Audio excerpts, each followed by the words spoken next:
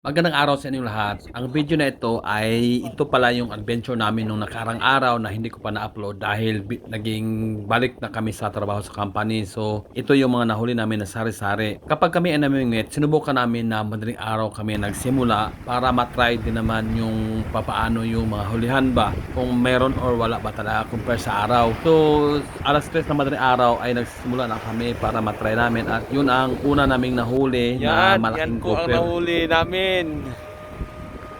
Sana yun? Malaking lapu-lapu, di ba? Ang laki. Wow. Iba ka talaga, Kois. Oops, teka lang. Ge.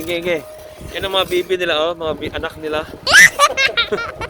Ang laki pala itong lapu-lapu pala. Oo.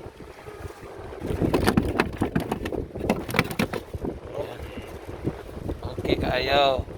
Para sa akin, mas marami ang mahuhuli sa madaling araw kaysa sa araw. Siguro gutom yung mga isda kapag gabi or madilim. Kapag pasikat ng araw, ganito ang makikita mo sa aming mga pinamingwitan na lugar. Napakaganda, napakaliwalas at makikita mo ang mga ibon na nagliliparan. Napaka-fresh po talaga sa pag-iisip. Nakakawala talaga ng stress. Split muna tayo sa ating huli sa oras na ito. Time check is 7 a.m. in the morning.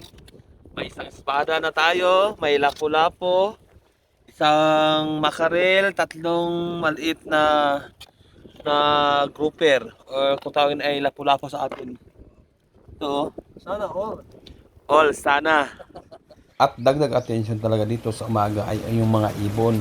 Napakamalaya pong tignan sa pakiramdam mo ay napakamalaya mo talaga pag tumambay ka dito sa ganitong lugar. At para kumpletong araw, syempre hindi kami mawawalan ng mga pagkain tulad ng mga tinapay, noodles, itlog, mga orange, para kung sakali gutumin man ay talagang makakain talaga. Tulad niyan oh. For today's video ay nakahuli na naman ang ating master. Kudungo po. Kudungo. Yan o. Dito, aray, makilala. Yan po ang huli namin, oh.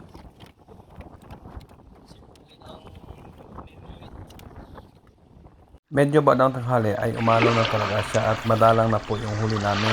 Kaya naisipan namin muna magpahinga at kumain muna habang wala pa masyadong huli sa araw na sa oras na yan.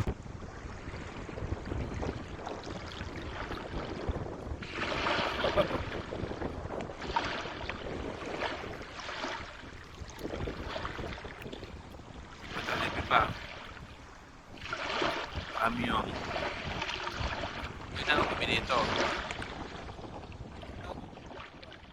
Nung bandang tanghali ay wala na talagang huli kaya naisipan na naming umuwi at ito pala yung nauwi namin. Hindi ko lang na video, marami palang talaba doon sa lugar kung saan kami namimingwit. Ang dami doon sa gilid na naka ano lang sa bato kaya nanguha ako konti para mauwi sa bahay. Ano kaya ang isda ito? Comment down below nga.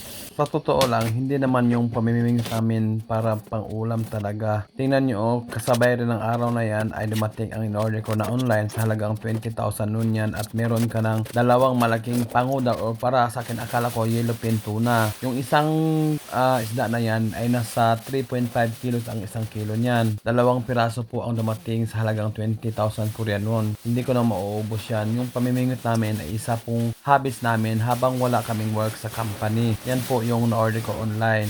At ayan na yung huli naming sa pamimingwit at yung in-order ko na isda online nasa 7 kilos po yung na-order ko sa online nasa 20,000 ko rin. At ito naman yung talaba na dinala ko na isang ano kasi gusto ko itry ba kainin. Napakalaki pong laman niya oh. Napakasarap. Ang pagluluto namin ay ini-steam ko lang siya. Hindi ako marunong magluto pero nilagyan ko lang tubig yung kaldero hanggang kumukulo hanggang sa bumubuka na yung talaba. Ibig sabihin po ay luto na at ito yung laman niya. Oh, napakalaki po. Maliit lang po siya na talaba pero grabe siksik yung laman niya. Ang laki, ang sarap talaga. Nilagyan na ng suka at sili at toyo. Yun na, masarap talaga siya. So hanggang dito na lang po. Maraming salamat. Bye!